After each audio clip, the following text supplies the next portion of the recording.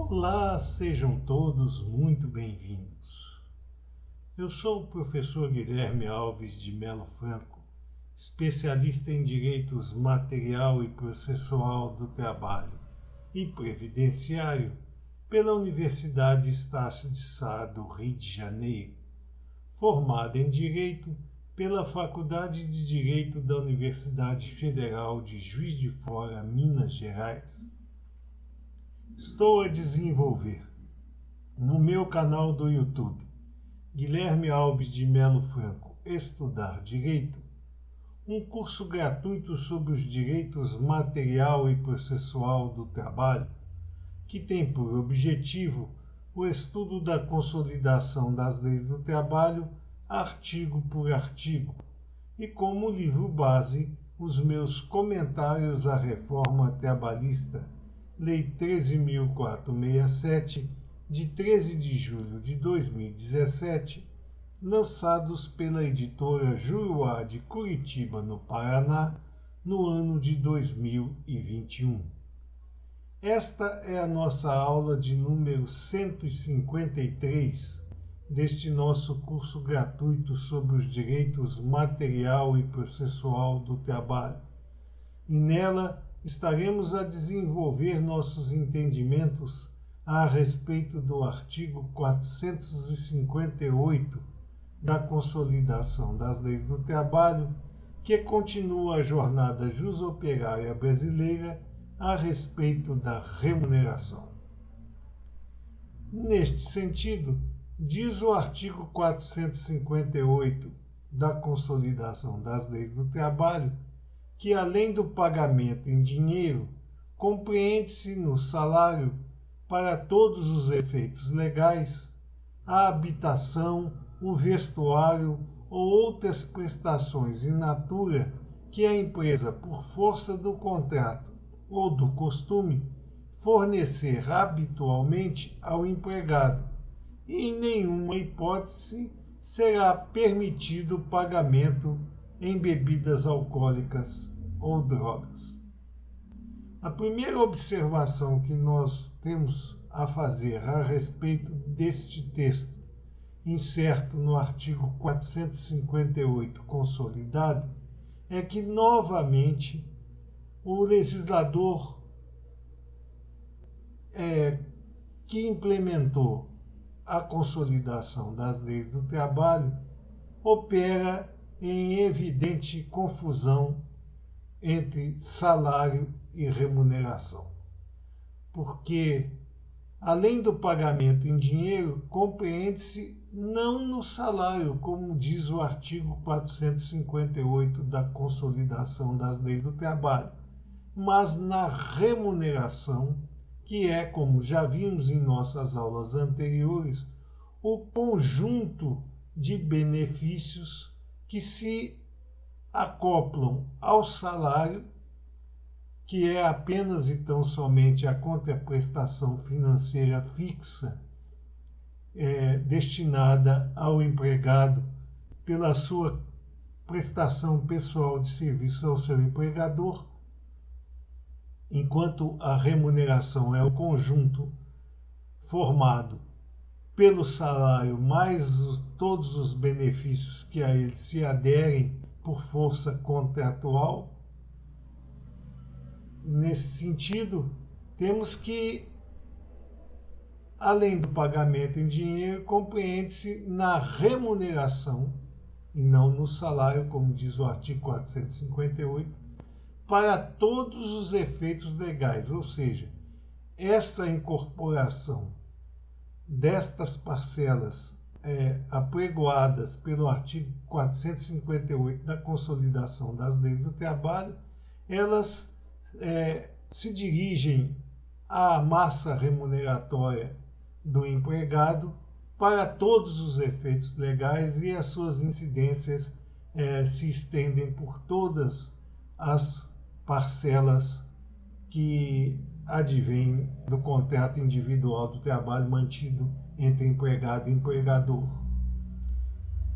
A habitação, o vestuário ou outras prestações in natura que a empresa, por força do contrato ou do costume, fornecer habitualmente ao empregado. Então, nesse sentido, é considerado como salário in natura a habitação, o vestuário ou outras prestações que a empresa, por força do contrato ou do costume, destine ao seu empregado. Todavia, há que se fazer uma distinção certa no que seja prestação in natura. A prestação in natura é aquela que o empregador destina ao seu empregado além do salário, ou seja, além do pagamento em dinheiro. Nesse caso, quando ele fornece habitação, vestuário ou outro tipo de prestação in natura, elas se aderem à sua remuneração. Todavia, é preciso fazer esta distinção de que o que seja o benefício destinado para o trabalho e pelo trabalho. Se a habitação ela é destinada ao empregado para que ele possa ter condições de exercer a sua prestação pessoal de serviços e que sem ela a mesma estaria prejudicada, esta habitação é para o trabalho e não um plus pelo trabalho executado. Então, se a habitação for necessária para o exercício profissional do empregado, ela não é considerada prestação in natura. Vamos observar uma situação bastante comum no território brasileiro, que é a região rural, onde a prestação de serviço do trabalhador se dá em uma fazenda que fica distante de qualquer aglomerado habitacional de cidade, bairro ou distrito, de qualquer distante de toda a aglomeração urbana, e que, se não houver a destinação do empregador de uma habitação ao empregado, ele não tem condições de exercer a sua prestação pessoal de serviços, porque não vai conseguir estar dentro do ambiente de trabalho para poder cumprir a jornada que a ele é destinada. Então, neste caso, a habitação é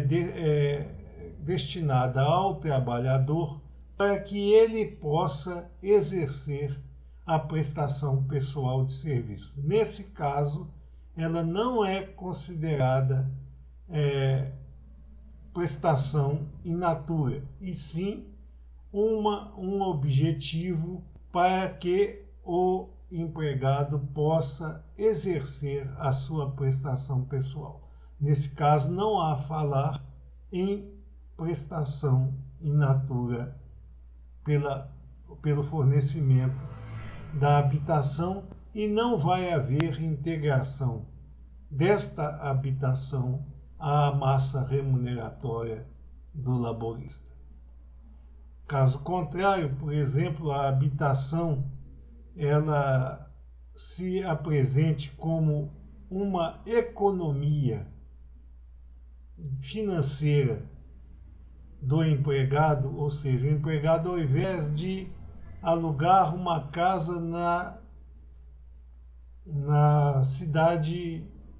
vizinha, próxima, ele usa a habitação do seu empregador e com isso não tem que despender percentual financeiro para promover a sua moradia, aí sim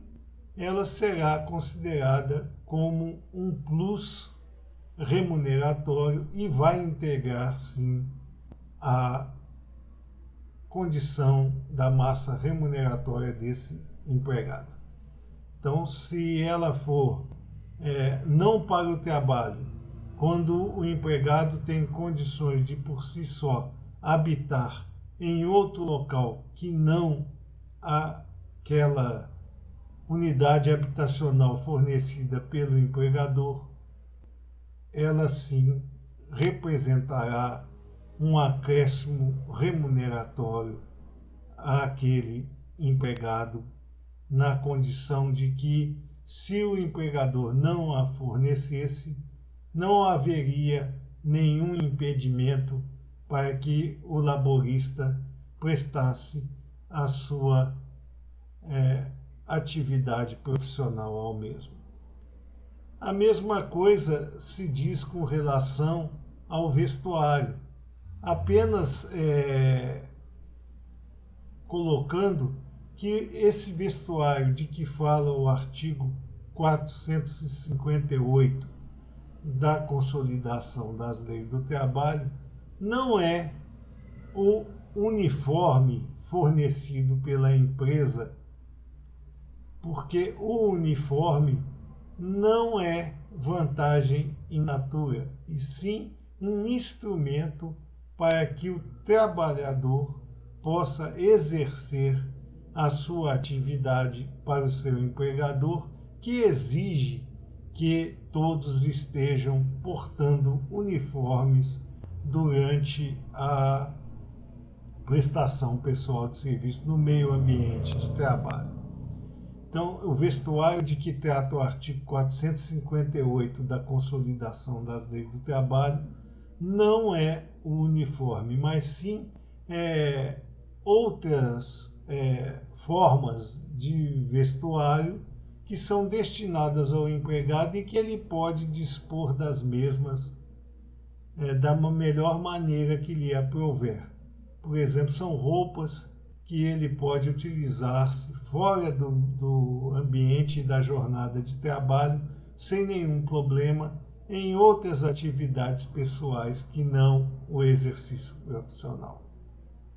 Não são, portanto, os uniformes que se adequam apenas e tão somente ao uso durante a prestação pessoal de serviços. E outras prestações in natura que a empresa, por força do contrato ou do costume, fornecer habitualmente ao empregado. Esse fornecimento tem que ser habitual, não pode ser esporádico. Vamos ainda nos ater ao ambiente rural para entender esta situação. Normalmente, quando os trabalhadores exercem suas funções no meio ambiente rural e que haja, por exemplo, a exploração de gado leiteiro com a produção de leite, normalmente os empregadores destinam aos seus empregados, por força do costume, alguns litros de leite para que ele possa deles aproveitar-se no seu ambiente familiar. Isto é uma prestação in natura, porque não é necessário o fornecimento deste benefício para que o empregado possa promover a sua prestação pessoal de serviços. Então, ele se adere à sua remuneração porque é uma vantagem, uma prestação em que o empregado vai deixar de despender percentual financeiro para a compra daquele alimento que é fornecido gratuitamente pelo empregador em face do seu empregado. Nesta situação também podemos ver outros tipos de utilidades, por exemplo, nas fazendas em que há a produção de arroz, de feijão, outros alimentos, né? Quando o empregador destina ao seu empregado uma certa quantidade mensal habitual destes alimentos para que ele possa utilizar na sua residência de forma graciosa. Também são modelos de prestação in natura que são aderidos à remuneração do trabalhador. Outro sistema legal apregoado pelo artigo 458 da Consolidação das Leis do Trabalho é que em nenhuma hipótese será permitido o pagamento de bebidas alcoólicas ou drogas ao seu empregado. Então, alguma parcela salarial que for paga em bebida alcoólica ou mesmo em drogas ao seu empregado não é considerado válida, e esse tipo de parcela remuneratória não tem validade no meio ambiente jurídico. Isso porque as bebidas alcoólicas e as drogas causam dependência aos seus usuários, e não é crível que a lei pudesse permitir o pagamento nesse tipo de mercadoria como sendo parte da remuneração dos empregados, sob pena de estar a mesma incentivando o vício alheio, o que não é de forma alguma o objetivo da lei. Os valores atribuídos às prestações in natura,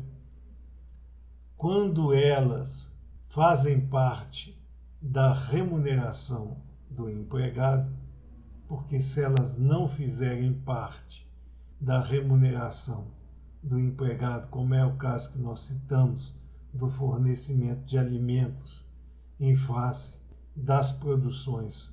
das fazendas, não tem o valor previamente estabelecido, e somente será aquilatado esse valor se o empregado algum dia se dirigir à Justiça Especializada do Trabalho para tentar fazer com que aquele valor da utilidade que lhe era fornecida de forma graciosa seja considerado como um plus salarial, um plus remuneratório, e seja devido pelo empregador o valor correspondente. Em todas essas hipóteses, os valores atribuídos à prestação in natura deverão ser justos e razoáveis, quer dizer, o empregador não pode cobrar por um benefício destinado a seu empregado um valor absurdo que não é o praticado habitualmente naquele ambiente social em que se encontra inserido o empreendimento empresarial. Além disso, mesmo que seja um valor justo e razoável, nos diz o artigo 458 consolidado que não pode exceder, em cada caso, os percentuais das parcelas componentes do salário mínimo. Então, o que nós temos é o seguinte: os valores atribuídos às prestações in natura deverão ser justos e razoáveis. Ponto. Ainda que sejam justos e razoáveis, eles não poderão exceder em cada caso. Por exemplo, a habitação ela não pode ser superior àquela condição percentual em que ela é inserida na composição do salário mínimo. Então, ele não pode cobrar, por exemplo, um valor de um aluguel acima desse percentual do salário mínimo para a habitação. mesmo que na região, por exemplo, na cidade contígua, haja a prática do valor semelhante àquele em que o empregador tem intenção de cobrar de seu empregado pelo uso da habitação. Além do mais, os valores das vantagens in natura que se adequam à remuneração do empregado não podem exceder a 70% do valor que seria pago em dinheiro ao empregado. Nesse sentido, portanto, não pode o empregado receber menos de 30% em dinheiro à guisa de remuneração, ainda que nela esteja incluída várias vantagens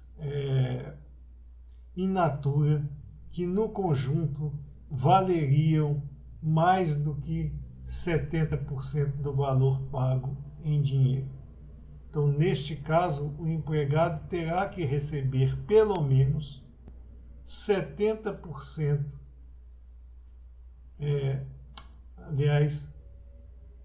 terá que receber pelo menos 30% em dinheiro do valor que lhe é destinado à guisa de remuneração, dentro daquela situação prevista para a composição do salário mínimo que já vimos em nossas aulas anteriores. Ainda nesta questão do que seria ou não vantagem in natura ou salário in natura, não serão considerados pelo artigo 458 da Consolidação das Leis do Trabalho como salário in natura como já dissemos, as benesses fornecidas para o trabalho. Então, aqueles benefícios que são fornecidos para que o empregado tenha condições de exercer a sua prestação pessoal de serviço não são considerados como vantagem in natura ou salário in natura, como os uniformes, que nós já havíamos declarado que não são salário in natura, e aqui mais uma prova de que quando o artigo 458 da Consolidação das Leis do Trabalho fala em vestuário, ele não está se referindo aos uniformes, porque esse mesmo artigo nos anuncia que os uniformes não são considerados como salário ou vantagem in natura. Os equipamentos e outros acessórios que se prestem à utilização no local do trabalho e para o mesmo. Então, os equipamentos de proteção individual, os equipamentos de proteção contra intempéries, como blusas, como capas de chuva e outros tipos de acessórios, como abafadores auriculares,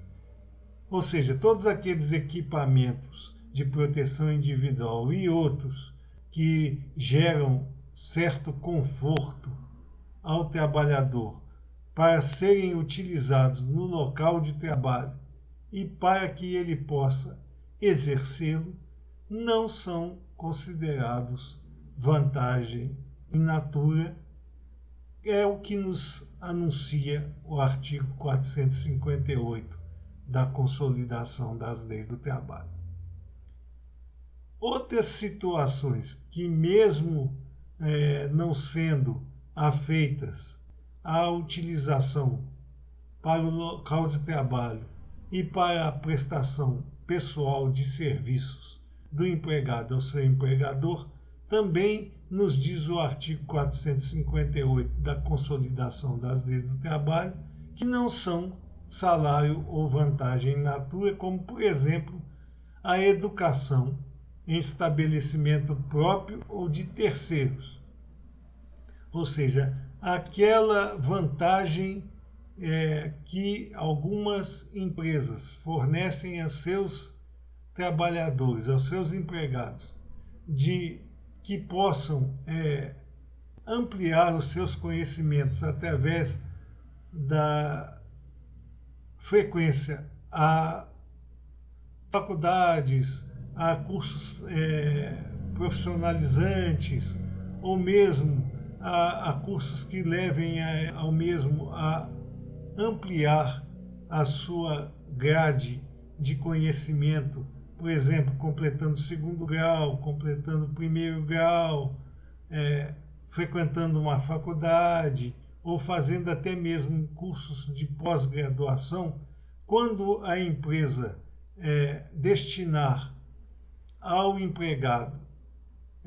percentuais financeiros para a matrícula, mensalidade, anuidade, ou mesmo livros e material didático, não será esta benesse considerada como salário in natura e não vai integrar, portanto, a remuneração daquele trabalhador. É preciso ainda informar que nos diz o artigo 458 da Consolidação das Leis do Trabalho que a frequência do empregado a esse modelo de educação pode ser em estabelecimento próprio do empregador, no caso daqueles empregadores que se dedicam à área da educação. Por exemplo, uma faculdade pode destinar aos seus professores a oportunidade de frequentar dentro do próprio estabelecimento voltado à educação a cursos de pós-graduação, como mestrado, doutorado ou mesmo especialização, não serão, sendo assim, considerados como vantagem in natura. Até mesmo a compra de livros, a aquisição de livros e material didático que o empregador fornece ao empregado não é considerado, portanto, como salário in natura. Outra situação que não é considerada como salário in natura é o transporte destinado ao deslocamento para o trabalho e retorno ao local de moradia, servido ou não por transporte público. Ainda que aquele local de trabalho seja servido por transporte público regular e suficiente, o empregador pode preferir destinar aos seus empregados para o seu deslocamento da residência para o trabalho e vice-versa, um transporte para melhor conforto tanto do empregado quanto do empregador, que não terá problemas com atrasos na jornada de trabalho, porque fornece os transportes aos seus empregados e eles chegarão sempre na hora estabelecida. Esta situação não é considerada como salário in natura, embora antes da reforma trabalhista, que foi implementada pela Lei 13.467, de 13 de julho de 2017, o fornecimento de transporte destinado ao deslocamento para o trabalho e seu retorno ao empregado constituía-se em horas extraordinárias se o local fosse de difícil acesso ou não tivesse transporte público regular que permitisse ao trabalhador que chegasse ao seu ambiente de trabalho sem problemas. Depois da reforma trabalhista, as horas in itinere deixaram de ser devidas ante a supressão deste benefício daquelas parcelas que integravam a remuneração. Então, neste caso, o transporte destinado ao deslocamento para o trabalho e retorno pelo empregador aos seus empregados, ainda que o local seja servido por transporte público regular, não faz parte da remuneração do empregado, não se constituindo, portanto, em salário in natura, em remuneração in natura, para melhor dicção do que teria pretendido o legislador seletista. Outra situação que não será considerada salário in natura é com relação à assistência médica, hospitalar e odontológica, concedida pelo empregador diretamente ou através de seguro-saúde, não faz parte da remuneração do empregado, sendo apenas e tão somente um benefício destinado pelo empregador não para o trabalho, não pelo trabalho, mas sim para manter a sanidade física e mental dos seus trabalhadores. Neste caso, ainda que fôssemos considerar como uma vantagem pelo trabalho, pelo texto incerto no artigo 458 da Consolidação das Leis do Trabalho, não faz parte da remuneração do empregado. A mesma coisa se dirige aos casos de seguro de vida e de acidentes pessoais fornecidos pelo empregador ao seu empregado por força do contrato ou mesmo de qualquer situação que venha a ser obrigatória a sua presença por força da atividade desempenhada pelo empregado, que pode colocá-lo em risco e, portanto, seguro seria necessário em caso de acidentes que normalmente aconteceriam pela própria prestação pessoal de serviços em ambiente perigoso. Também não será considerada como vantagem in natura aqueles percentuais destinados à previdência privada do empregado pelo empregador. Também a mesma coisa se adequa ao Vale Cultura, que é uma situação que não é afeita ao geral dos trabalhadores, mas há algumas regiões, como o caso de São Paulo, em que foi instituído o Vale Cultura a favor dos empregados pelos seus empregadores. Esta situação ela não vai se constituir também em remuneração em vantagem in natura ao empregado, ainda que nós entendamos que a mesma representa uma economia financeira, mas que voltada à ampliação dos conhecimentos do trabalhador em face da sua presença em ambientes culturais. Seria a mesma coisa que nós verificamos com relação aos cursos de aperfeiçoamento da atividade profissional destinados através de pagamento de mensalidades, de apoio de livros, de material didático qualquer, ou mesmo de matrículas em entidades de nível profissional,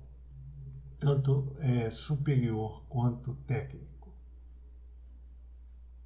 Diz ainda o artigo 458 da Consolidação das Leis do Trabalho que a habitação e a alimentação fornecidas como salário utilidade, então aqui já é uma situação completamente diferente daquela que vimos anteriormente, embora congruente com a mesma. A habitação, neste caso, é fornecida como salário utilidade, quer dizer, ela representa uma ampliação do ganho financeiro do empregado que, se não houvesse, ela não impediria a prestação pessoal de serviços. Então, neste caso, a habitação e a alimentação fornecidas como salário utilidade. Não é o caso, por exemplo, da alimentação fornecida pelo empregador ao vigilante, por exemplo, para que o mesmo possa exercer a sua atividade durante a jornada de trabalho e sem a qual ele não teria como se alimentar durante a mesma e estaria prejudicada a sua prestação pessoal de serviço. Neste caso aqui é uma alimentação que, se não for fornecida, ela não implicará na impossibilidade de que o trabalhador exerça a sua prestação pessoal de serviço ao seu empregador. Então, ela é uma vantagem in natura. Neste caso, esta vantagem, ou salário-utilidade, ou vantagem in natura, ou prestação in natura, todos esses nomes, como são conhecidos habitualmente, esse tipo de modalidade de percentual financeiro sobre os ganhos do empregado, deverão atender tanto a habitação quanto a alimentação aos fins ao que se destinam, ou seja, destina-se a habitação a que o empregado não tenha que utilizar-se de uma residência alugada na cidade, por exemplo. Ou então que aquela alimentação fornecida impeça que o empregado tenha que se valer de percentual financeiro próprio para promover a sua própria alimentação, o que seria um decréscimo em seu ganho financeiro mensal. Todavia, a habitação e a alimentação não poderão exceder, respectivamente, a habitação a 25% do valor que seria dispensado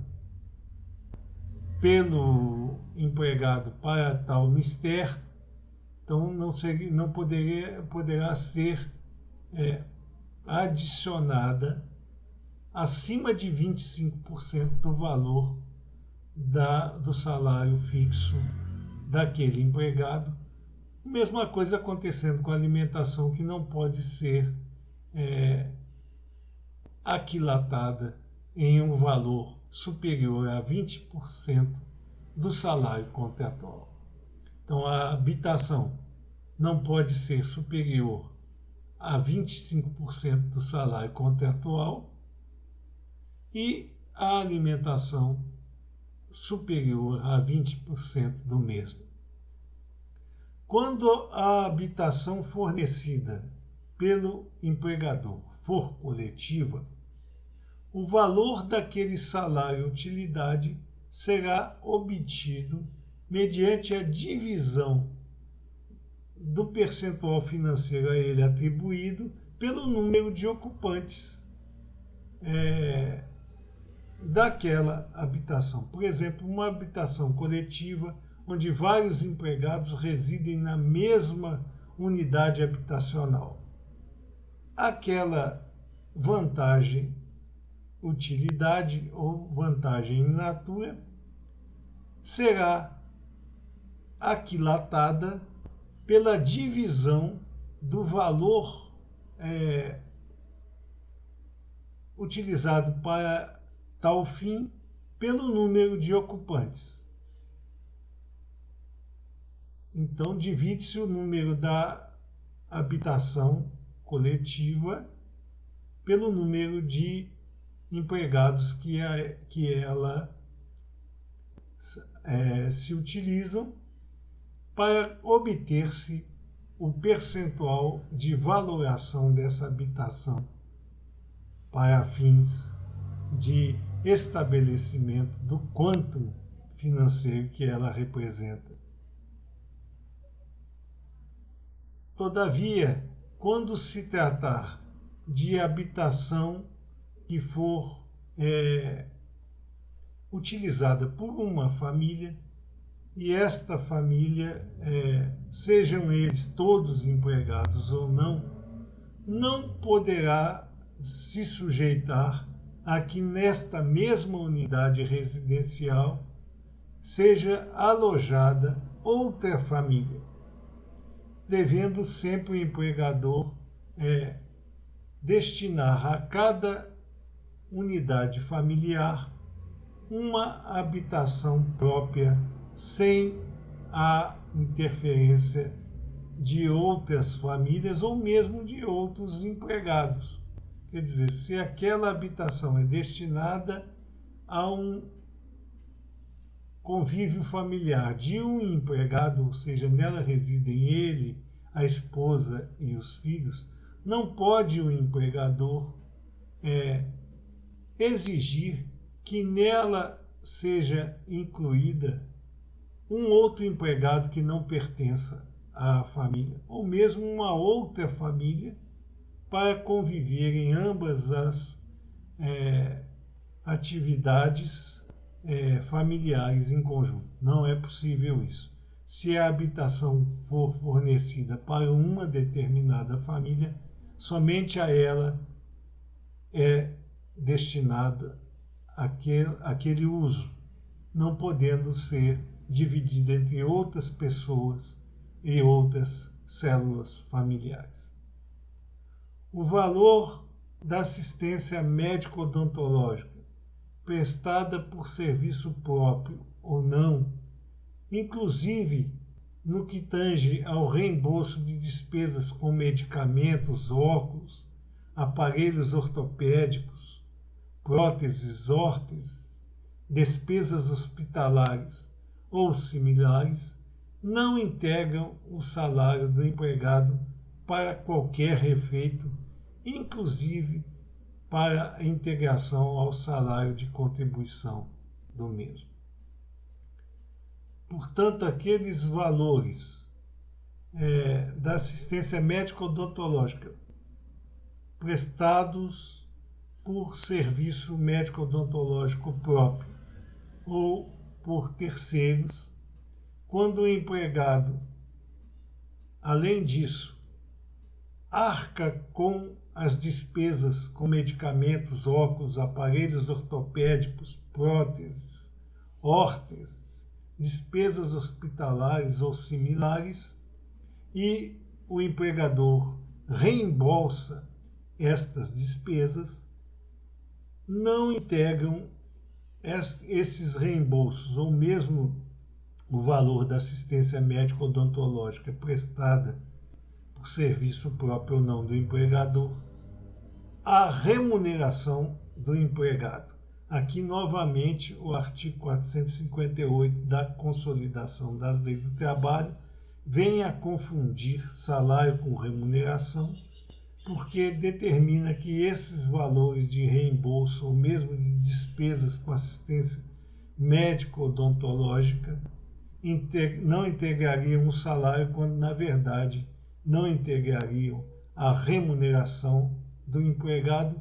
para qualquer efeito, inclusive para efeitos de composição do salário de contribuição à Previdência Social. Estas eram as considerações que gostaríamos de fazer a vocês nesta nossa aula de número 153 deste nosso curso gratuito sobre os direitos material e processual do trabalho. E aproveitamos a oportunidade para agradecer a todos vocês a presença nessas nossas aulas